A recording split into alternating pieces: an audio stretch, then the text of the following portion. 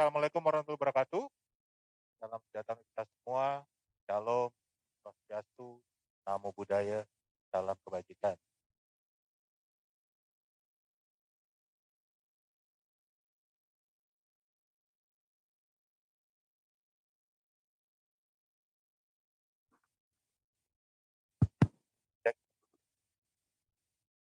Bapak Ibu sekalian, senang sekali kita bisa jumpa lagi di sesi kedua diskusi kelompok terpumpun atau FGD membahas tentang rancangan Undang-Undang Sistem Pendidikan Nasional dengan tema menciptakan sistem pendidikan yang modern dan mencerdaskan kehidupan bangsa secara nyata.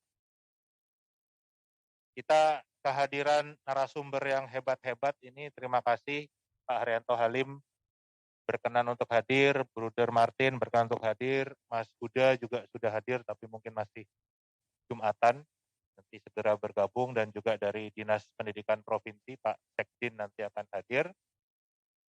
Kita langsung saja akan mendengarkan pandangan dari Pak Haryanto Halim. Mungkin banyak yang familiar dengan wajah beliau ya. Ini selebritis TikTok kita. TikTok beliau tiap hari muncul nih kan gitu dengan materi-materi storytelling yang menggugah yang luar biasa sekali. Nah, beliau ini adalah ketua Yayasan Sekolah Karangturi, jadi penyelenggara sekolah swasta di Semarang. Beliau juga seorang pengusaha, jadi tahu persis kebutuhan SDM itu seperti apa, yang harus dia siapkan seperti apa. Nah, kita mau dengar pandangan beliau, masukan untuk bagaimana revisi Undang-Undang Sidiknas ini sebaiknya didesain. Monggo, waktu dan tempat saya persilakan pada Pak Haryanto Halim.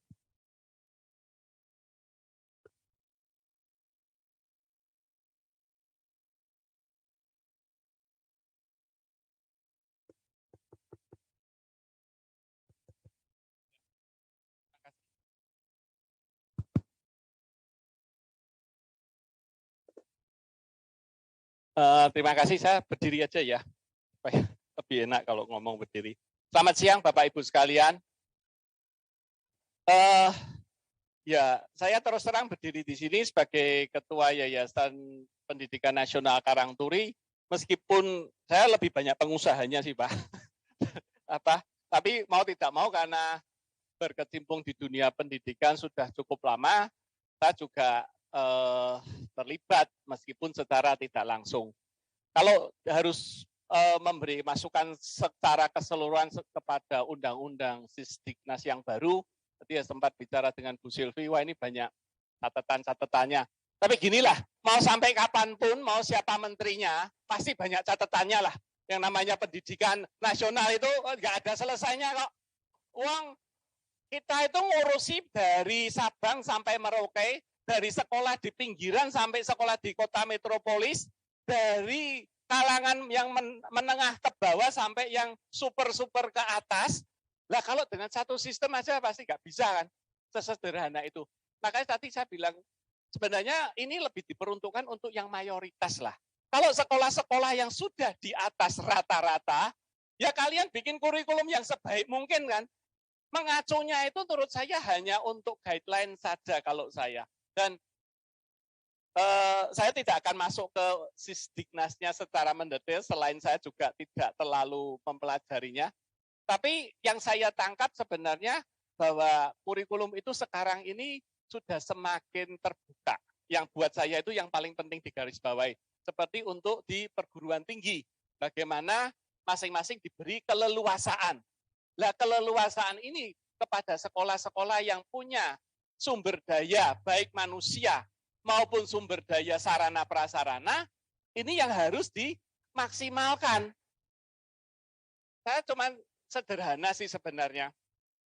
Ke depan ya, pendidikan yang menekankan kepada kognitif, terutama di level SMA ke bawah, menurut saya mulai menjadi kadaluarsa sebenarnya. Kognitif itu ke depan akan selalu dibarengi dengan artificial intelligence. Saya nggak tahu kapan, tapi konon kan Elon Musk sudah mulai menggagas ide Neuralink, di mana di otak kita akan dipasangi chips yang nantinya bisa mengakses data. Artinya memang hal-hal semacam data itu sudah nggak perlu diajarkan habis-habisan gitulah. Jadi ini praktisnya begini, pertanyaan apa, di mana, siapa, kapan, itu kalau masih ditanyakan di pelajaran, berarti jadul itu. Itu sudah nggak penting kok, sama sekali nggak penting kok. Tapi kita sebagai pengusaha kalau ditanya, apa sih yang dipentingkan untuk orang-orang yang bisa bekerja membantu? I don't care what you know. I want to know what you can do with what you know.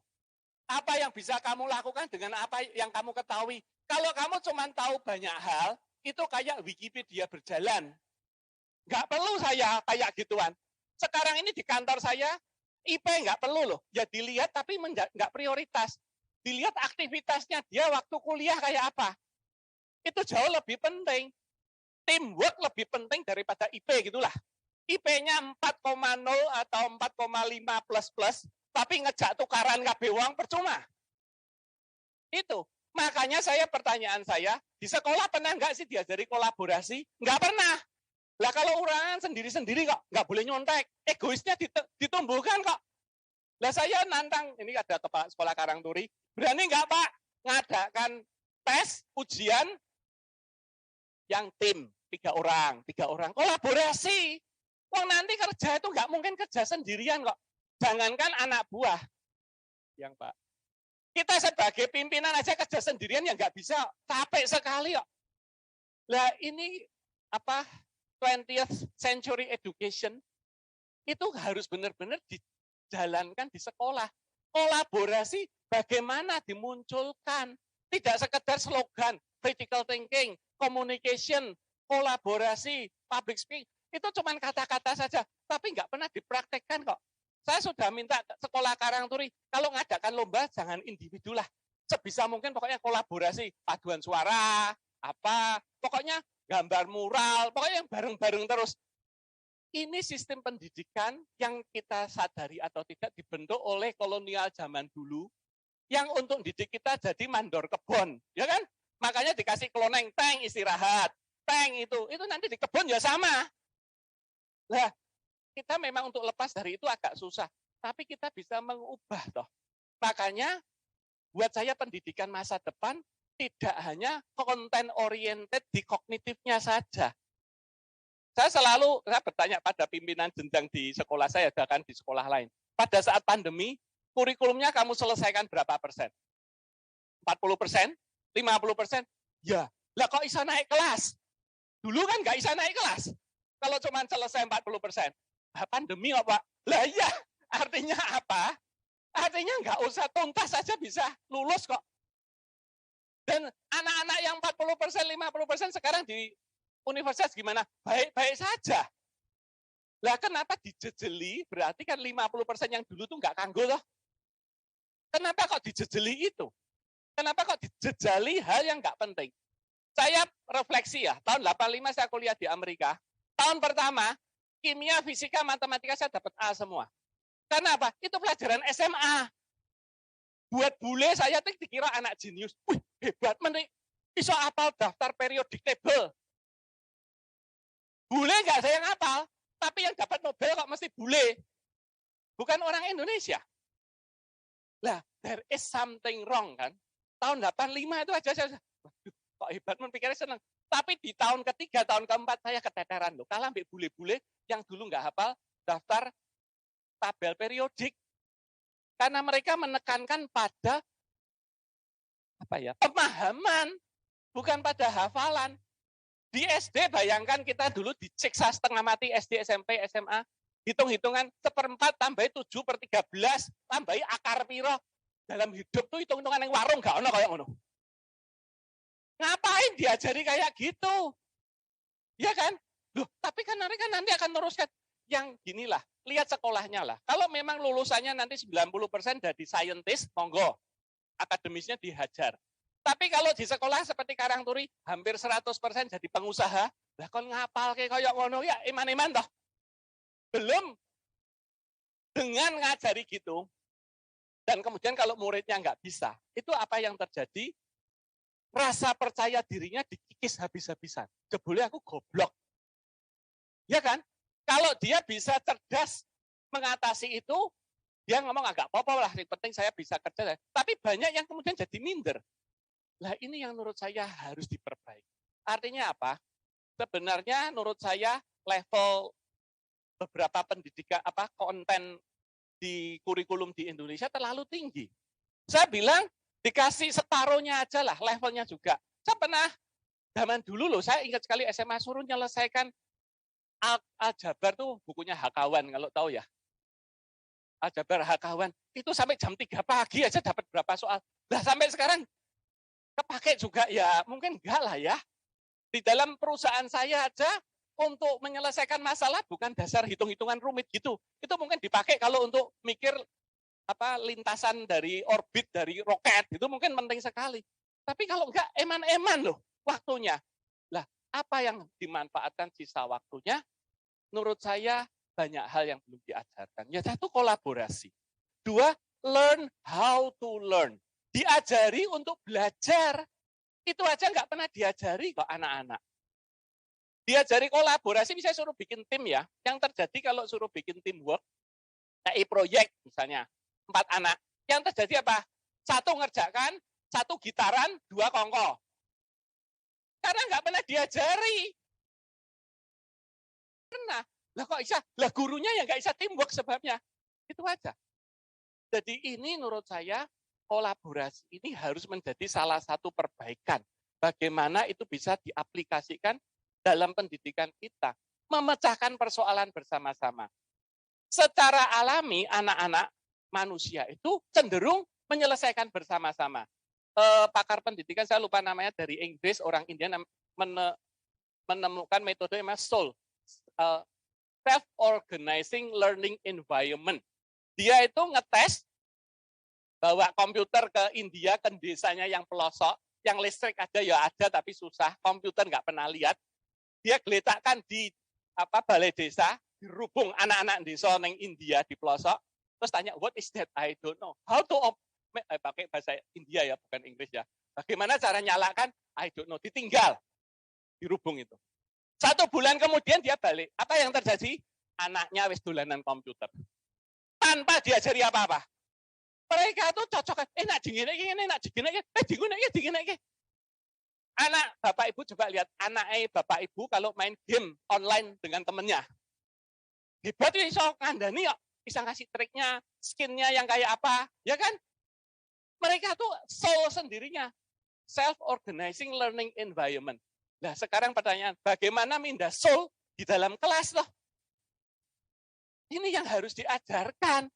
Jangan cuma dimarahi saja, jangan cuma dijejeli saja, tapi kita sendiri ternyata tidak berkontribusi. Dan yakinlah, menurut saya apa yang kita ajarkan hari ini, kemungkinan saat mereka lulus mungkin sudah nggak kepake nantinya. Ya kan? Saya aja masih ngalami ngitung log pakai buku, ya logaritma. Zaman sekarang kan nggak ada buku log. Padahal zaman dulu kalau diomongin, kowe nara iso buku log, ora iso lulus, kowe bodoh kowe. Saiki anak-anak nggak iso buku log ya pinter-pinter kok. Terus diferensial, integral, kita harus mecahkan. Wah yang rumit-rumit itu. Nah sekarang anak-anak gimana mecahkannya? Di foto kirim ke Google, keluar jawaban nih. Lah saya pertanyaan, butuh nggak anak-anak menyelesaikan itu? Tidak. Tapi tahu prinsipnya? Ya. Harus tahu apa arti diferensial, apa arti integral. Lah ternyata banyak orang bisa menyelesaikan, tapi nggak tahu di dalam prakteknya itu seperti apa. Diferensial itu tujuannya apa? Bahwa di diferensial dari volume menjadi luas, di diferensial dari luas menjadi garis, di diferensial dari garis jadi titik. Itu jauh lebih penting daripada ngajari menyelesaikan sebuah equation yang sangat rumit sekali. Lah ini menurut saya, kalau saya boleh usulkan, ini yang perlu diajarkan di dalam sekolah. Bukan cuma rumitnya saja. Loh, tapi ada loh Pak, anak yang jenius banget. Ada. Tapi di sekolahan yang jenius sekali itu paling siji kok. 2. Lah itu difasilitasi. Kasih guru olimpiade boleh. Jangan sampai dia juga nanti susah karena ngikuti pelajaran yang buat dia terlalu mudah. Satu itu kolaborasi. Jadi kolaborasi itu sangat penting sekali untuk diajarkan. Kemudian yang kedua, saya juga memikirkan sebenarnya ke depan untuk persiapan anak-anak, mau dia kuliah atau dia di tempat kerja, sebenarnya sistemnya flip classroom sebenarnya. Itu yang menurut saya harus diperbanyak ke depannya. Di kampus-kampus di luar negeri nggak mungkin gurunya itu ngajari saat itu juga membaca bareng pelajaran, nggak mungkin. Disuruh baca dulu, baru gurunya jelaskan. Itu flip classroom. Nah itu harus dijalankan. Bentuknya bisa macam-macam, bisa dalam bentuk debat, bisa dalam bentuk presentasi. Itu anak bisa belajar. Kalaupun mau dikasih arahan, garis besarnya dan poin-poin yang pokok-pokok saja. Saya selalu ngasih contoh misalnya pencernaan. Kasih aja, oh ini di mulut terjadi mekanik dan kimia. Kemudian di kerongkongan, di lambung, di usus halus, di usus besar, kemudian di pembuangan, di rektal. Itu satu bagian itu aja bagi 7 tim. A, kelompok A, mulut, kelompok B, kerongkongan, kelompok C, lambung. Nanti gurunya di hari H cuma deloi. Oh salah, itu bukan proses kimia. Oh enzimnya yang dipakai ini. Itu sudah pembelajaran. Tapi anaknya belajar dulu. Menurut saya ya, mulai SMP bahkan SD pun bisa kok. Ujungnya apa? Yaitu kalau main game itu mereka mau belajar. Bisa anak Bapak Ibu tahu nggak kenapa anak-anak milenial sekarang jago bahasa Inggris? Game online itu ada. Mereka game online sampai belajar. Kenapa anak-anak sekarang jago Korea? Drakor. Belajar bahasanya sampai belajar hurufnya loh. Jadi artinya apa? Ini poin juga. Kalau Anda berhasil menumbuhkan minat, tugas Anda separuh selesai, Bapak Ibu. Tapi guru-guru mohon maaf, mudah-mudahan yang di sini nggak ada. Tapi kita harus akui betapa banyak guru-guru yang malah mematikan minat anak terhadap pelajaran itu. Tidak menumbuhkan minat, tapi mematikan. Ini kisah sungguhan, saya cerita ini sama seorang banker. Dia bilang, betul Pak, dulu anak saya suka bahasa Mandarin. Wah, rajin sekali. Satu ketika lupa bikin PR. Ini kejadian barusan. Dihukum gurunya sampai dia malu sekali, sampai sekarang benci pelajaran bahasa Mandarin. Aku jadi yayasan, setuju nggak Pak Seno? Dipecat itu guru itu. Kalau atas tema disiplin engkau membunuh minat, itu sudah nggak pantas jadi guru. Guru itu harus menumbuhkan minat. Memang, saya selalu tanya pada guru-guru di Karangturi, Anda yakin jadi guru? Itu pekerjaan yang paling sengsara di dunia loh.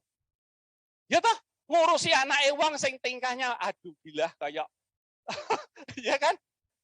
Itu kan ada, tapi memang garansinya surga gitu. Ya kan? Tapi ini yang tantangannya, jadi anak-anak ini menurut saya harus diarahkannya dengan benar. Jangan sampai kita membunuh minat anak-anak itu.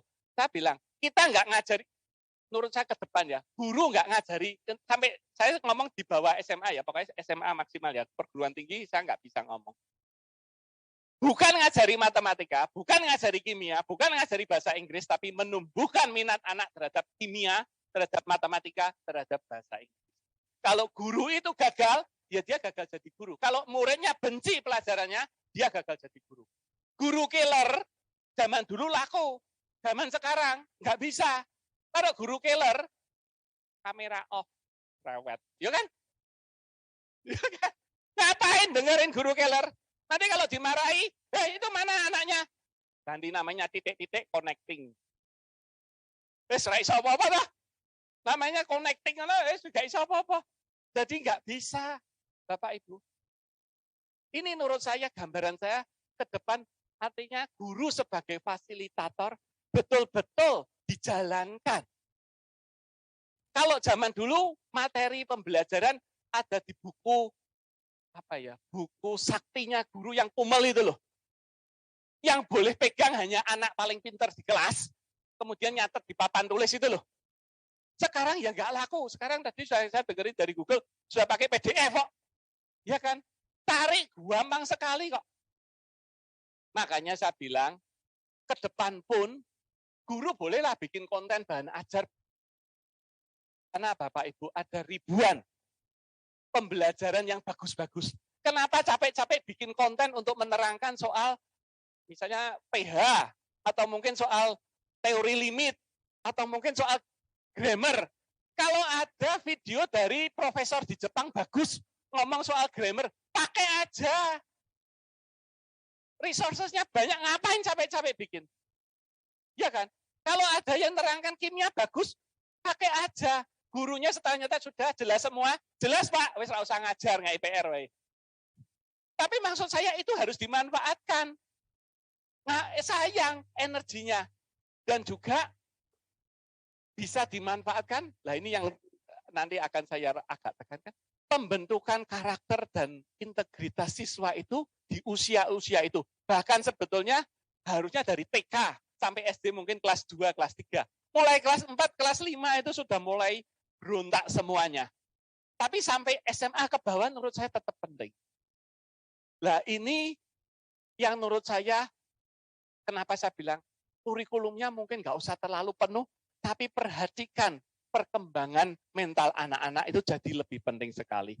Kalau di dalam sebuah pelajaran, Bapak Ibu guru menganggap bahwa ini nggak usah diajar dulu, kita harus selesaikan sebuah masalah di depan mata, selesaikan dulu.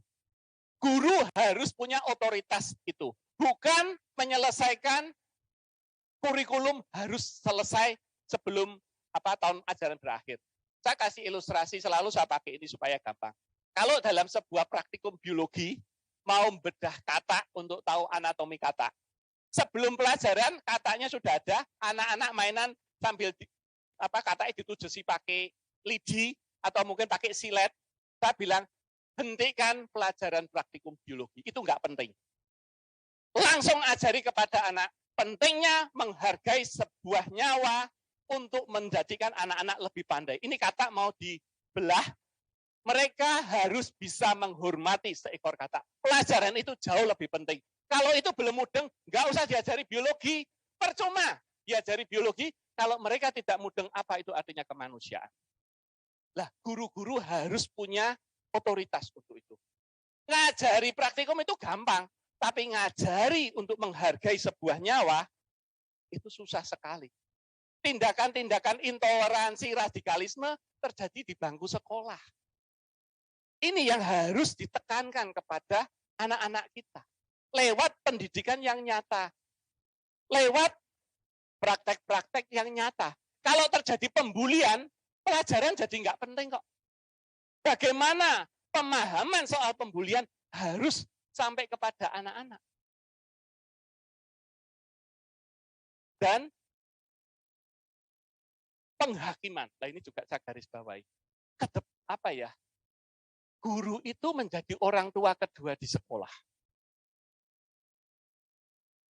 Kecenderungan kita sebagai orang tua dan guru, saya juga masih belajar, ternyata nggak gampang. Kalau anak cerita, wah aku tadi di sekolah digini kok mah.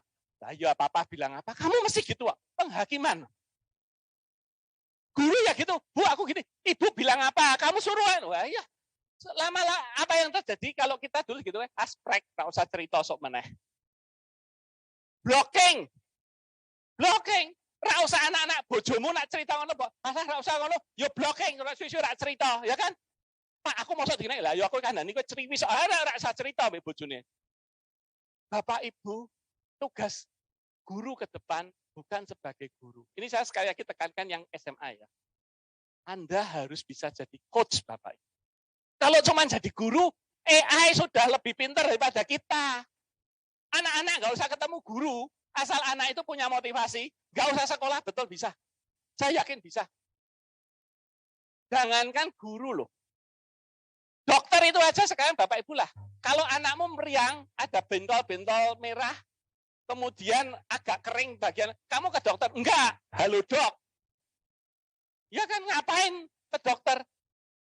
Dokter aja mulai terancam kok. Nanti yang pertama kali kena ke depan, radiologis loh. Jadi kalau mau spesialisasi radiologi harus pikir. Nanti itu yang baca robot loh. Di scan MRI atau X-ray, robot lebih pinter loh. Kalau dokter baca, sudah motone rodok blereng gitu ya. dideloki di market terus dia mikir iki artinya apa, itu harus mikir di bukunya. Kalau AI dia punya akses ke ribuan buku, dia bisa cocokkan.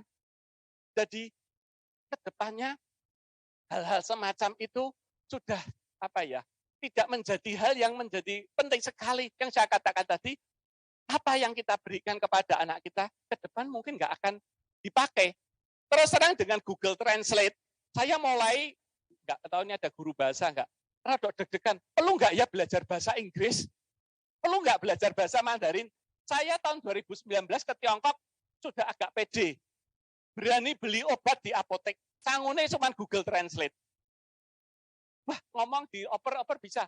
5 tahun dari hari ini, mungkin saya pakai earphone, sana pakai earphone, saya ngomong Jawa, sana dengernya sudah Mandarin loh. Ya kan? Jadi ini tantangan-tantangannya, bagaimana guru harus mengubah dirinya. Guru sudah bukan figur otoritas yang hanya memberikan satu arah saja, tapi betul-betul guru sebagai fasilitator ini menjadi sangat-sangat penting sekali. Guru sebagai coach menjadi sangat-sangat penting sekali. Yang terakhir, yang tadi saya pengen garis bawahi, soal menghakimi tadi. Karena gini, ke depan yang namanya kita sebut kenakalan siswa, kita akan terkejut-kejut. Zaman dulu kenakalan siswa, ya mohon maaf, paling buku stensilan lah. Ya kan? Kok bisa ketawa? NIRO, Nick Carter, ya lah. Ya kita sak zaman lah. Itu paling itu lah, ya kan? Zaman sekarang orang tua gape, jian bocah sekarang nuwakale kayak ngono, iso ngirim video porno. Zamanku, selamat siang Pak. Zamanku ora mungkin kayak ngono. Lah zamanmu gak ana handphone kok. Coba zaman kita ada handphone, kita ngungkuli nakalnya anak-anak sekarang. Jadi akses anak-anak untuk segala informasi itu sekarang tidak terbatas. Makanya jangan heran kalau anak-anak didik Bapak Ibu bilang, Bu, saya perlu healing. Ini mental health saya terganggu, Bu. Ini pelajaran kok nggak sesuai passion saya ya. Ini kata-kata yang bakal terjadi terus. Ini generasi stroberi sedang ada di Indonesia. Generasi yang dengan segala kenyamanannya karena tingkat kesejahteraan masyarakat Indonesia naik, GDP hampir 4.000, ya kan dibandingkan zaman dulu cuma $700. Pasti mereka lebih enak. Anak-anak Bapak Ibu pasti batin, anakku ini bejo uripe saiki enak ora kaya aku. Ya kan kalau nyeneni anakku ya bejo ora kaya Bapak Ibu, dhisik mangane tajin. Ya kan? Sampai anaknya apal ngono lho. Lah itu tapi kan nggak bisa dipungkiri. Apa Anda mau memperlakukan anak Anda seperti Anda dapat perlakuan dari orang tua? Kan nggak bisa. Ya kan? Mentalitas anak dibentuknya tetap harus disiplin, tetap harus punya etos kerja, tetap harus kreatif, tetap harus critical thinking, tapi dengan cara yang berbeda. Di Karangturi kita ngajari anak 4M. Makan harus habis, mengantre, apalagi Pak? Menyimak, terus memungut sampah, 4M. Bagus, anak-anak nurut. Apa yang terjadi di rumah? Anaknya nyuci piring sendiri, bersihkan rumah. Gak usah, ada pembantu, eman-eman wis bayar. Itu orang tuanya yang rusak loh. Makanya, menurut saya ke depan, ini ada Pak dari Dignas ya Pak ya. Menurut saya, penting untuk bikin sekolah untuk orang tua. Karena ternyata, Bapak Ibu tahu ya, problem di sekolah ternyata problemnya orang tua. Sing protes, sing ngatur, sing apa, karena mereka nggak tahu soal pendidikan dan parenting. Orang tua yang terlalu otoriter, orang tua yang terlalu memanjakan. Ada 2 jenis orang tua, helikopter parenting dan lawnmower. Orang tua pemotong rumput, sing kabeh diratake kabeh dalane buat anaknya. Nah anaknya nggak juara kelas, dia ngadep kepala sekolah, kenapa anakku nggak juara kelas? Urusannya iso tekak kantor polisi loh Pak. Ya kan? Lah itu kan orang tua yang tidak mendidik. Makanya ke depan menurut saya, entah dari kementerian siapa, menurut saya kalau mau jadi orang tua, harus seperti guru, disertifikasi Pak. Harus itu. Kalau enggak, kasihan anak-anaknya. Serius. Jadi ini buat saya pendidikan ke depan. Sebenarnya pendidikan itu dengan teknologi memang akan membantu. Tapi yang penting adalah bagaimana hubungan antara anak dan orang tua, antara siswa dan guru ini yang harus positif. Tidak harus selalu happy loh ya. Ada masa-masa naik dan turun nggak masalah. Tapi bagaimana hubungan itu jadi positif. Bagaimana anak bisa ke sekolah dengan riang gembira. Kalaupun ada terjadi pembulian yang mungkin tidak akan pernah bisa dihapuskan, tapi bagaimana sekolah memberikan sebuah solusi, sekolah memberikan sebuah pembelaan, itu menjadi sangat penting sekali. Jadi pendidikan buat saya ke masa depan bukan soal kognitif, bukan soal akademis, tapi soal moral, etika, dan karakter. Dan itu tanpa melepaskan yang kognitif loh ya. Tapi maksud saya, yang selama ini kita hanya menitik beratkan pada bagaimana asesmennya, bagaimana rubriknya, enggak itu. Tapi pernah enggak dilihat bagaimana antusiasmenya anak terhadap sebuah pelajaran. Nah ini yang menurut saya harus mulai dimunculkan. Menurut saya ke depan, pelajaran ekstrakurikuler akan jauh lebih penting ke depan. Karena di ekstrakurikuler itulah teamwork, kemudian kreativitas, critical thinking bisa muncul, bisa dipacu lewat hal-hal tersebut. Teknologi penting untuk sebagai pendamping dan pendukung. Saya tadi cerita dengan ini faknya. Oke.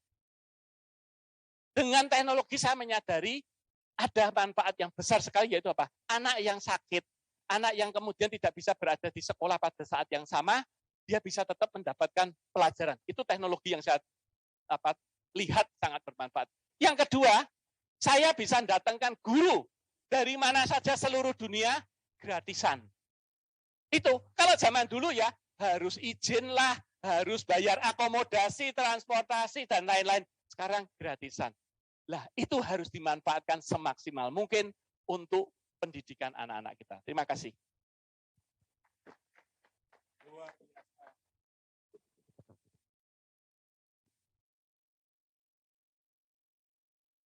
Ya, luar biasa sekali ya. Ini pandangan dari pengusaha